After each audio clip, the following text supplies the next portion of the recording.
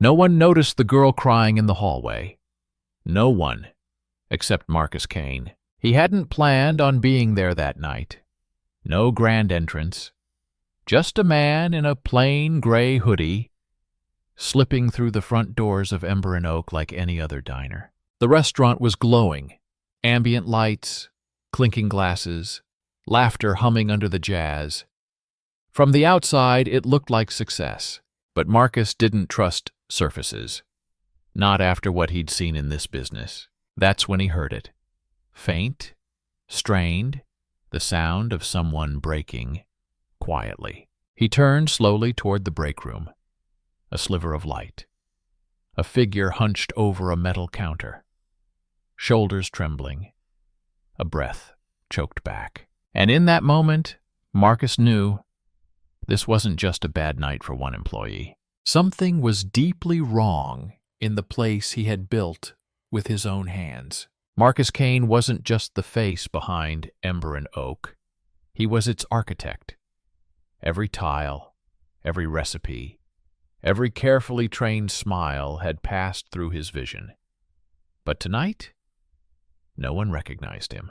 That's exactly how he wanted it. He moved quietly through the front doors, passing the hostess stand with a nod. No red carpet, no celebrity greetings, just the soft thud of boots on polished floorboards. His gray hoodie was up, shadowing his face. No one gave him a second glance. The restaurant was full. Friday night energy pulsed through the air. Tables were packed with couples leaning in close, families laughing over appetizers, lone diners scrolling on phones between bites. The open kitchen sizzled with activity. Flames leapt briefly as a pan caught heat, and the scent of rosemary and grilled sirloin cut through the hum of conversation. Marcus paused near the entrance, taking it all in. From a distance, it looked perfect. Staff moved with trained precision, a symphony of service. But Marcus knew better than to trust the choreography. He'd worked too many years in kitchens that hid chaos behind charm. As he slowly walked the floor, he spotted Frank Delano, the general manager, stationed near the wine bar. Tall, sharply dressed, with a posture too rigid to be casual. Frank's eyes scanned the room like a lifeguard watching for signs of drowning. But there was something off. His gaze didn't rest on guests. It lingered on staff, especially the younger ones. Marcus took a seat at the far end of the bar, signaling subtly for water. The bartender didn't recognize him. That was good. He leaned in, pretending to check the drink menu, but really, he was watching. A young woman rushed by with a tray of drinks, flinching slightly, when Frank's voice cut through the noise with a firm command. Her hand trembled, just for a second. But Marcus saw it, that tremble, that tension in her shoulders. It wasn't the rush, it was fear. And in his gut, Marcus knew, beneath the music, the lighting, the smiling faces, something was wrong here. Something that couldn't be seen on a balance sheet. It started faint, almost drowned out by the laughter and clinking glassware. Marcus wouldn't have noticed if he hadn't paused near the side hallway to glance at the evening specials. But there it was, just beneath the surface of the restaurant's rhythm. A hiccup of sound, muffled, fragile. He turned his head slightly. There, beyond the swinging door that led to the break room, came the unmistakable sound of someone crying. Not the kind of sobbing that demanded attention. No, this was quieter, stifled. The kind of cry someone doesn't want the world to hear. He stepped closer. The door was cracked open just enough for a sliver of light to spill onto the tiled floor. Inside, he saw her. A young woman, shoulders curled inward like she was trying to disappear into herself. Her hands gripped the edge of a metal prep table, knuckles white, arms trembling. Marcus recognized her. Haley. She'd been hired 6 months ago. college student, smart, fast learner. He remembered the notes in her file. And now, she looked like she might shatter from the inside out. Another figure stood beside her, a young man, server uniform, dark hair, whispering in low, urgent tones. His voice was too soft to catch, but his posture said enough. Protective, anxious, angry. Marcus felt the chill settle in his chest. This wasn't a bad day. This wasn't stress from a double shift. This was something else. He lingered only for a second, then stepped back into the hallway, retreating to the bar as if nothing had happened. He didn't want to spook them. Not yet. He sat again, picked up the water glass the bartender had left. Behind him, the Friday night carried on. Orders called out, silverware clinking, upbeat jazz. But, in Marcus's head, everything had gone quiet. Why was Haley crying? He scanned the room. His eyes landed again on Frank Delano. Frank stood stiff near the hostess station, hands clasped behind his back, smiling too wide at guests and frowning too quickly at staff.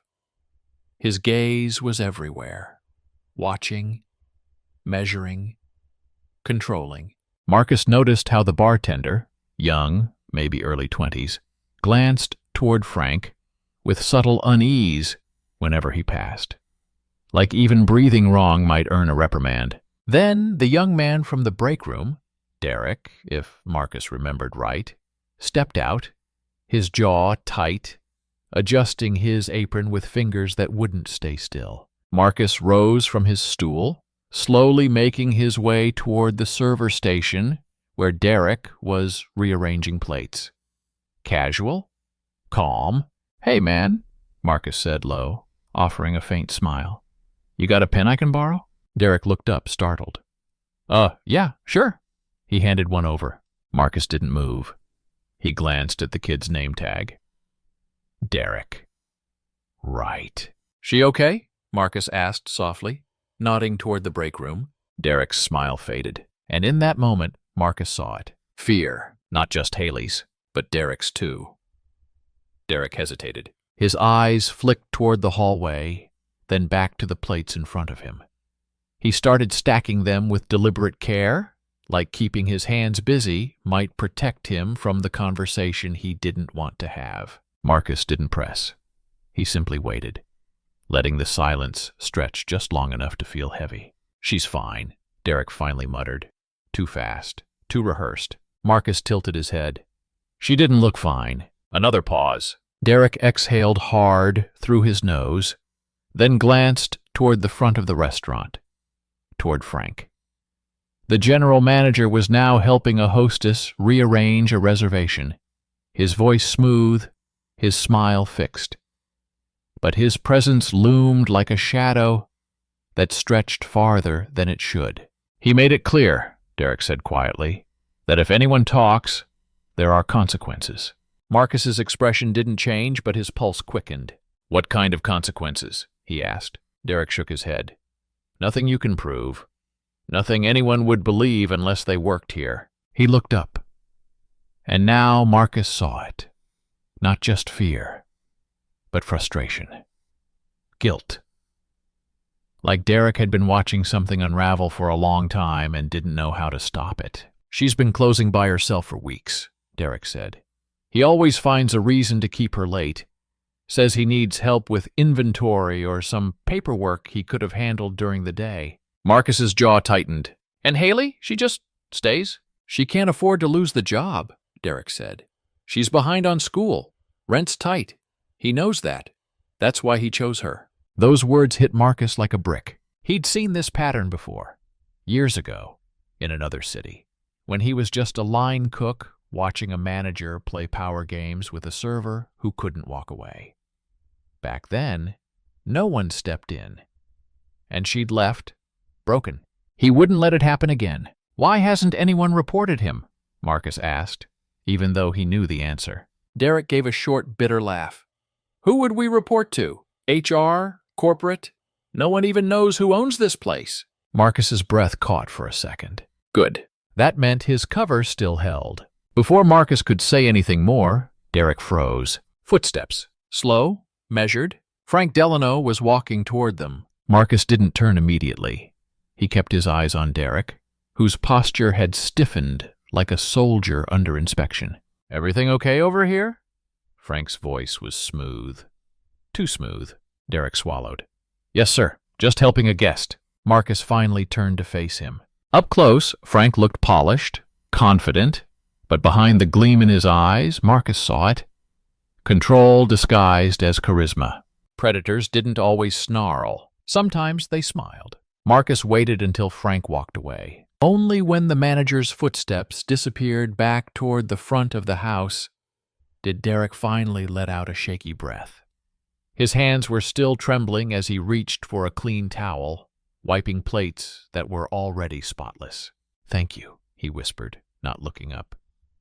For not saying anything. Marcus gave a small nod. You've done more than most would, but he wasn't here to collect thanks. He was here for answers. He excused himself from the station and slipped down the hallway, past the restrooms and toward the old office he used when he still ran Ember and Oak himself. The door was locked, but he had a spare key, still tucked in the back of his wallet, just in case. This was the case. The office hadn't changed much. Shelves stacked with old invoices, archived menus, unused wine lists. But tucked behind a dusty photo of the opening day ceremony was a small black case. One Marcus had installed nearly a year ago after hearing murmurs about a different manager mishandling tips. A micro recorder. Discreet, legal, triggered by voice levels and keyword spikes. It was supposed to be a deterrent, but Marcus had forgotten about it. Until tonight. He slid the device into his pocket and left the office unnoticed. Once outside, he walked down the alley behind the building and sat on a crate near the dumpster, where the kitchen fan hummed, just loud enough to muffle outside sounds. He plugged in an earpiece and pressed play. The first few recordings were benign. Staff chatter, complaints about shifts, talk about weekend plans. Then, a voice. Haley. He said if I don't stay late again tonight, he'll make sure I don't get scheduled next week. I can't lose hours, Derek. I can't. Her voice cracked. Then Frank's voice. Calm, measured, manipulative. You're one of my best, Haley. You know that. But loyalty goes both ways. If you can't be flexible, maybe this isn't the place for you. Another clip. Frank again. You're lucky I'm not like other managers. I've been patient, understanding. But if you want to stay on, I expect a certain level of cooperation. Marcus felt his stomach turn. This wasn't mismanagement. It was exploitation. He stood abruptly, pacing the alley, trying to keep his breath even. Rage sat under his ribs, pulsing with every word he remembered from the recordings. Haley was barely 20. She was working part-time and studying full-time. And Frank had built a cage around her, one quiet threat at a time. Marcus looked back toward the glowing windows of Ember and Oak. He could no longer be the quiet observer. This wasn't just about policy violations or a toxic boss. It was about dignity, about fear, about how predators used power in places where people were supposed to feel safe. And if Frank thought no one was watching, he was about to find out how wrong he was. Marcus re-entered through the side entrance. Inside, the noise had softened. The dinner rush was thinning, tables being cleared, servers moving with the heavy-footed fatigue of the final stretch. The perfect moment. He approached the hostess stand calmly and leaned in. Would you mind pausing seating for 10 minutes? Tell any incoming guests we're handling a quick safety protocol. The young hostess blinked, unsure. Okay, I guess. Good, Marcus said gently. Then ask the staff to gather by the bar, quietly. Something in his tone, steady but urgent, compelled obedience. Within minutes, Servers, bartenders, bussers, even kitchen staff trickled toward the front, plates still in hand, aprons dusted with flour. Confused murmurs swept the room. Frank Delano appeared from the wine cellar hallway, a bottle in hand. His eyes narrowed when he saw the crowd. "What's going on here?" he asked, voice sharp. Marcus stepped forward, slowly pulling back the hood of his sweatshirt. Gasps, whispers, recognition dawning, like a lightning bolt. Marcus Kane, the owner. Frank froze, the wine bottle half raised. "I think it's time we had a conversation," Marcus said, his voice projecting across the room. In front of everyone. Frank tried to smile. "Of course, sir. I wasn't expecting you tonight. Is there an issue?" Marcus ignored the question. He pulled the tiny recorder from his pocket and held it up. "This device has been in this restaurant for almost a year. It activates on audio cues, like threats, coercion, or harassment." Now the room was silent. Staff stared, eyes wide. Haley's hand went to her mouth. "I reviewed the recordings tonight," Marcus continued. "What I heard wasn't just unprofessional. It was predatory." Frank's smile cracked. "Sir, if this is about some misunderstanding..." Marcus played the clip. Haley's voice filled the space. "He said if I don't stay late again tonight, he'll make sure I don't get scheduled next week." Then Frank's unmistakable reply. "Loyalty goes both ways." Frank's color drained. "That's taken out of context." "No," Marcus cut in. "There is no context where threatening an employee's job, unless they cooperate, is acceptable." A beat of stunned silence. Then Marcus spoke louder, addressing the room. "This restaurant is supposed to be a safe place, a place of growth. Tonight I learned it became something else under his management. That ends now." He turned back to Frank. "You're terminated. Effective immediately. Security will escort you out." Frank's jaw clenched, but he didn't move. Marcus didn't flinch. "Now," Marcus repeated. Two kitchen supervisors stepped forward instinctively. Frank glanced around at the staff. No one met his eyes. He was alone. Finally, he set the bottle down and walked out, stiff and silent. And just like that, the air changed. The weight lifted. The silence broke with quiet exhales. Glances exchanged. Shoulders released. Haley looked stunned, tears brimming. But this time, from relief. Marcus turned to the team. "No one should ever feel powerless at their own job," he said. "Not here? Not on my watch?" For a long moment, no one moved. Then Haley's voice, barely above a whisper, broke the silence. "Is it really over?" Marcus turned toward her. Her face was pale, eyes glossy, but something had shifted. She was standing a little taller now. The tension that had lived in her shoulders for weeks was melting away. "He's gone," Marcus said gently, "and he's not coming back." She nodded slowly, as if letting the words sink into the places where fear had taken root. Derek stepped closer, his hand brushing her shoulder in quiet solidarity. Jordan, the bartender, stood behind the counter, still wide-eyed, as if unsure what reality he was living in. Marcus faced the staff. "What happened here wasn't just about one manager," he said. "It was about silence, about fear. And that's what we're going to change, starting tonight." A murmur of curiosity swept the group. He pulled a folded flyer from his pocket and held it up. "Starting next week, we're rolling out an anonymous reporting system across every location. A direct line to me and my senior team. No middlemen, no filters." He set the flyer on the bar. The headline read, "Your voice matters." "But that's not enough," Marcus continued. "So I'm inviting you all to help rewrite how this place operates. I want your stories, your ideas, your truths, your..." Someone in the back, one of the dishwashers, raised a tentative hand. "Even if we've messed up before?" Marcus smiled. "Especially then. That's how we grow." Eyes turned to Haley. She was quiet, chewing the inside of her lip. Then she stepped forward. The room stilled again. "I stayed silent because I thought, maybe this was just how it is," she said. "I didn't want to be the one to ruin anything." She looked around at the others. "But I see now I wasn't alone." Marcus gave her space. He didn't interrupt. This was her moment. "I don't want anyone else to feel like I did," she said firmly. "We can't let fear decide how we work, or how we live." Applause started small. Jordan clapping once, then Derek, then the rest. It wasn't loud, but it was real. Marcus felt something stir deep in his chest. Not pride.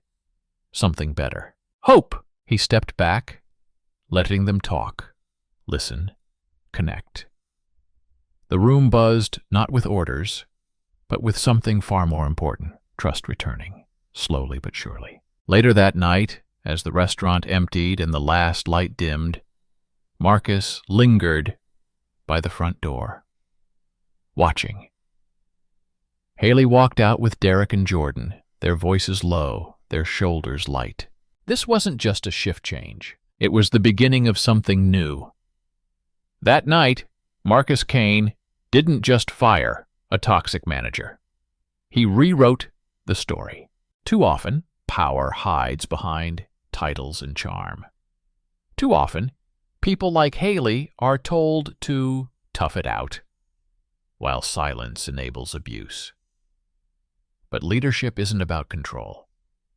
It's about responsibility. A real leader walks into the fire when others look away. A real leader listens, especially when it's uncomfortable. Marcus could have stayed quiet. He could have let the numbers speak for themselves. But instead, he chose to listen to the sound that didn't show up in spreadsheets. A quiet cry from the break room. And that choice changed everything. If you've ever felt powerless at your job, if you've ever stayed silent because you were afraid no one would believe you, let this be your reminder. You are not alone.